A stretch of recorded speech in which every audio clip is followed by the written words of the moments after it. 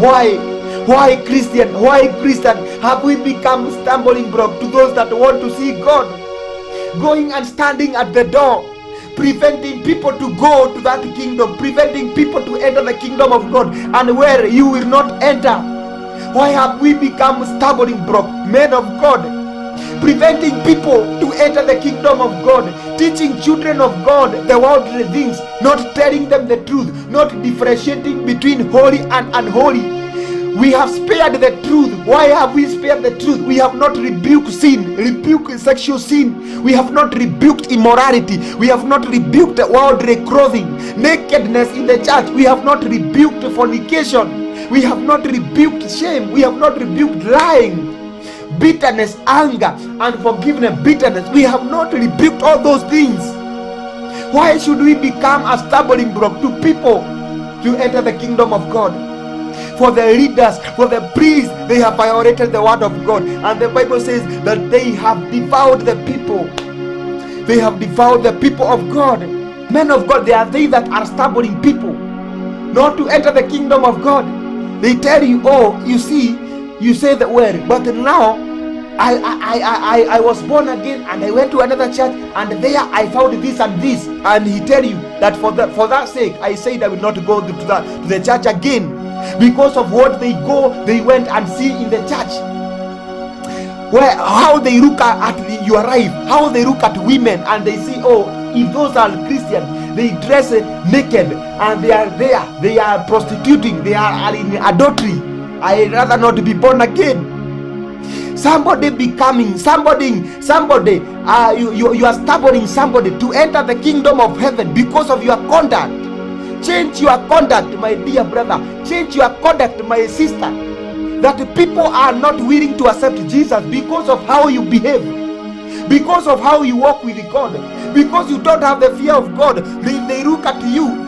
You're part even of your family. They look at you and say, if this is how it means to be born again, I would rather go to hell. Look at that.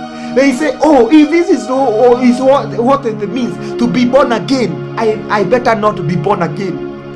If they look at you, pastor, if they look at you, preacher, if they look at you, young man, and see the way you walk, the way you dress, the way you speak, the way you speak evil, and you become a stumbling block to those that want to enter the kingdom of God. And the Bible says that woe to you. It is rather that you are not born. It is good that rather that you are not born, instead of being born and becoming a stumbling block to young of my people, to the sheep, that you stand at the gate and you broke them. They that want to enter the kingdom, you broke them. They don't want to enter because of you.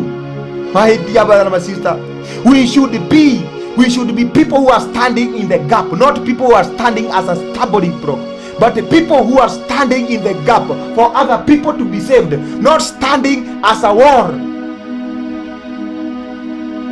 to stumble and to prevent them to see God. Priests among them, they have not taught the people to differentiate between holy and unholy, between clean and unclean.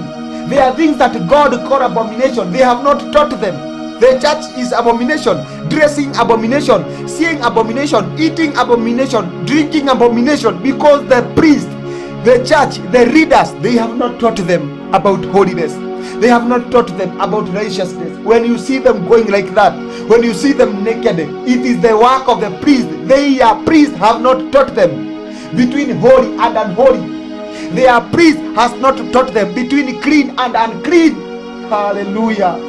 My dear brother and my sister, and I tell you that in the day of judgment there shall be a great judgment on behalf of the priest, on the behalf of all the servants, on behalf of all the prophets, apostles, and evangelists, all the preachers. The Bible says that do not become many teachers, for you know that they shall be judged severely, like 7 times of a mere Christian. You shall be judged 7 times because you had the authority. What we see in the church, the homosexuals that we see in the church, that they are allowing homosexual. They are uniting 2 men as a man and a woman. They are uniting even 2 women. That judgment goes to the preacher. It goes to the priest who is their preacher. How is he interpreting the word of God? How is he teaching them? He is not differentiating them between holy and unholy, unholy marriage and holy marriage. He is not differentiating to them unholy relationship and holy relationship. That's why they are quoting two men quoting together, marrying each other, two women marrying each other. Look at that. That is what the very thing that God is saying that has brought the judgment. For he say, her priests have violated my law, and they have profaned my holy things. They have not distinguished between the holy and unholy, nor have they made known difference between unclean and clean.